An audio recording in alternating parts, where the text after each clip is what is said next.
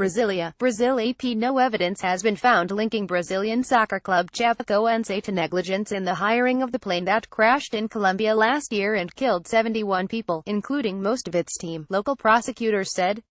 In a statement late Wednesday, prosecutors said Chapecoense officials did not negotiate with Bolivian company Lamia. They also said they found no evidence that Chapecoense made undue payments to the company that had a close relationship with the South American Soccer Confederation. More MLS Cup power rankings. The Chapecoense flight crashed on November 29 near Medellin en route to the club's first-ever international final. The plane ran out of gas only miles from its destination after leaving from Santa Cruz de la Sierra, Bolivia.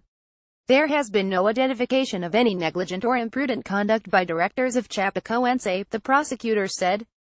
There has been no discovery of elements that suggest there was an undue payment, or any shady interest in the hiring of the airline. Prosecutors also said no Brazilian will be charged for the accident on the Colombian hillside, which occurred shortly before the first leg of the final of the Copa Sudamericana, South America's second most prestigious club competition. The tragedy made Colombian team Atlético Nacional declare Chapecoense as champion, a decision that soon afterward was followed by the region's soccer confederation. Investigations began in December. Place preview. Bournemouth vs. Chelsea. Chapecoense is now fighting against relegation in Brazil's top division. The club announced last week it expects to hold modest ceremonies to honor the dead and the 6 survivors of the accident. However, the prosecutors said there could have been irregularities in a flight carrying Lionel Messi and other Argentina players in Brazil only weeks before the Chapecoense crash. Investigators said there is evidence Brazil's Civil Aviation Authority granted another Lamia jet permission for takeoff regardless of its flight plan having little room for gas to be spared. Manchester United host Tottenham Hotspur at Old Trafford on Saturday. Watch live 7:30 a.m. ET on NBCSN and online via NBCSports.com in a battle to take sole possession of second place in the Premier League. Watch live online. Here Spurs are without Harry Kane, who is out injured, but Jose Mourinho and United have plenty of injury concerns of their own. With Manchester City setting the early pace as place leaders, but Spurs and United know a win would edge them closer towards Pep Guardiola's side and perhaps establish themselves as City's main title rivals. In team news, United start with Phil Jones and Eric Bailly in a 3-man central defense with Mourinho mixing things up. With Kane out injured, Mauricio Pochettino starts with Heung-min Son up front and Eric Dier looks to have moved into the back 3. Lineups: Manchester United: De Gea, Bailey, Smalling, Jones, Valencia, Herrera, Matic, Young, Mkhitaryan, Jan, Rashford, Lukaku. Subs: Romero, Blind, Darmian, McTominay, Lingard, Martial, Mata. Tottenham Hotspur: Loris Alderweireld, Dier, Vertonghen, Aurier, Winks, Sissoko, Davies, Dell, Eriksen, Son. Subs: Verm, Sanchez, Trippier, Rose, Dembele, Nkudu, Llorente. Follow at JPW_NBC Sports. The U.S. men's national team is looking to the future, starting with a friendly next month against Portugal. According to New York Red Bulls and USMNT beat writer Christian Dyer, the USMNT is looking at bringing in a younger team to begin preparing for the 2022 World Cup. Hearing preliminary roster for the USMNT game at Portugal is 60 names. Theme is youth. Large roster for flexibility. BC of MLS playoffs. Christian Dyer at Christian Dyer, October 27, 2017. While it's likely that players such as Michael Bradley and Josie Altidore are on the preliminary roster, other young players based in MLS who could get a chance with the USMNT include the Red Bulls' Tyler Adams, Vancouver Whitecaps center-back Tim Parker and Seattle Sounders midfielder Christian Roldan.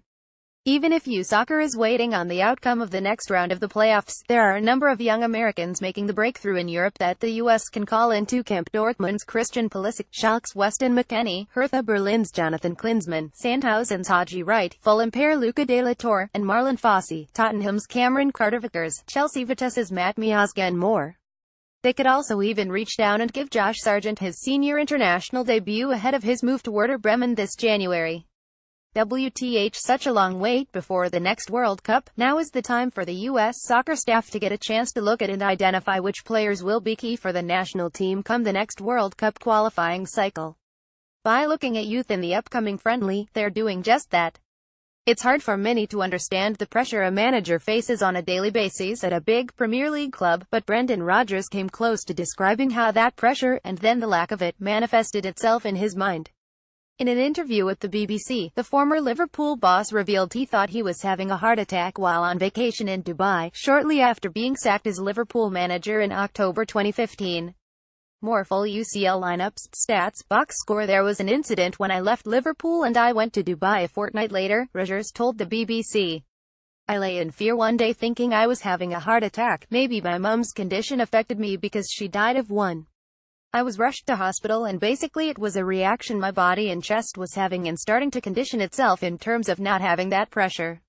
Since then, Rogers has taken over at Celtic and guided the club to a treble, admitting that his experience with Liverpool has forced him to adjust how he deals with pressure.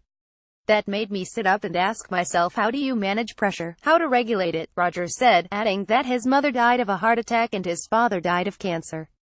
I needed to go and address it. I think at the time of managing Liverpool there was any more or less pressure because you are so ingrained in it. I felt during that 7-month period break he took I needed to reflect and then make sure in my next job that I could learn from the experience.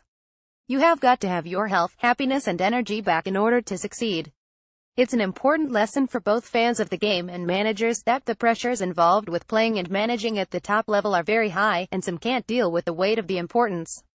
Daniel Sturridge and Raheem Sterling are no longer teammates at the club level, but the pair still get a chance to hang out when they report for national team duty.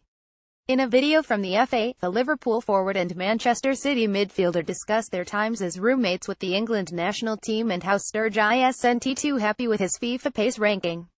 Follow all of PST's place coverage. Considering how closed off some players are to the public, it's nice to see some open up about their lives behind the scenes, showing that they're not much different than the rest of us.